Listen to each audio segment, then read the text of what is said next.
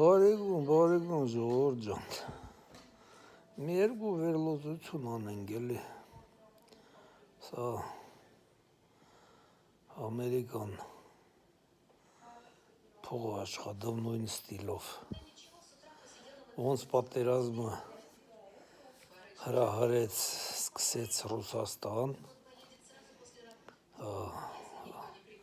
Ռուսաստանին նենց վիճակի մեջ սկսեց, որ Ռուսաստանը սկսեց կռիվը ու ինչ ա կատարվում, Ամերիկան զենք արտադրում, Եվրոպան առնում այդ զենքը Ամերիկայից, ձրի տալիս է Ուկրաինան էլ իբր սաղ Եվրոպային պաշտպանում է Ռուսաստանից կռիվը գնում է։ Ես նույն բանը Ամերիկան եկավ անում է արաբները։ Եկել է կռիվը հրահրում, նենց արավ, որ Իրանը 7 հատ պետություն խփեց։ Խմի այդ 7 հատ պետությունը Ամերիկայից զենք առնելու, որ խփեն Իրանին,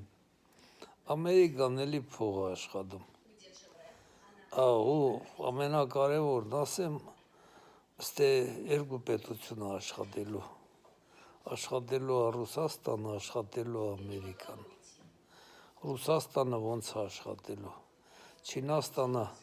50-60-70% նավթ է առնում էր բանից, Իրանից, հիմա վсё չկա, գինն էլ բարձրանում է, մնում է Ռուսաստանից մենակ առնի,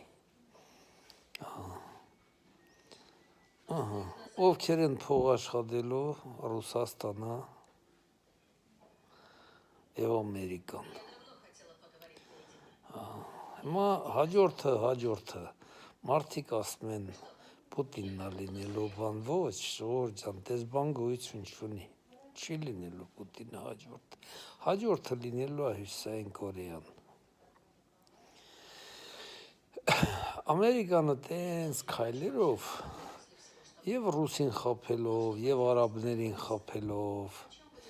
բոլորին թուլացնում է, բոլորին թուլացնում է, Եվրոպային թուլացրավ, արաբներին արդեն բում էր, ես ինչ միլիարդների հետ են խաղում, այն ձև են ապրում, հիմա դրանց է թուլացնելու, ամբողջովին, Իրանով չերես Իրան, արաբներին լրիվ թուլացնելու է, կոնկրետ է թուլացնելու, Ամերիկայի ստիլն է դա էլի, հիմա ստե որ արդեն թուլացնեն, ստե բան անի, Ռուսաստանին 100% շրջապատման համար մնում է միայն բանը, Հյուսիսային Կորեան, հերթը նրանն է, ինքն էլ դա լինելու է մինչև այս տարվա վերջ ինձ թվում է թե, տարվա վերջին բանին գետը Հյուսիսային Կորեային է սկսելու ջարդը, տես բաներ էլի Ժողովուրդ ջան, Ամերիկան իր ստիլով հիմա լավ փող աշխատելու, նավթի գինը բանա լրիվ բարձրանալու է, արաբները խղճանալու են, սաղ փողերը զենք են առնելու, ու տենց, նույն Ուկրաինայի ստիլն է, նույն վարիանտը, ոչ մի հատ նորություն չկա, նայենք էլի, ես մենակ մտածում եմ, Թուրքիայի հետ էլա նույն ձևով վարվելու թե չէ,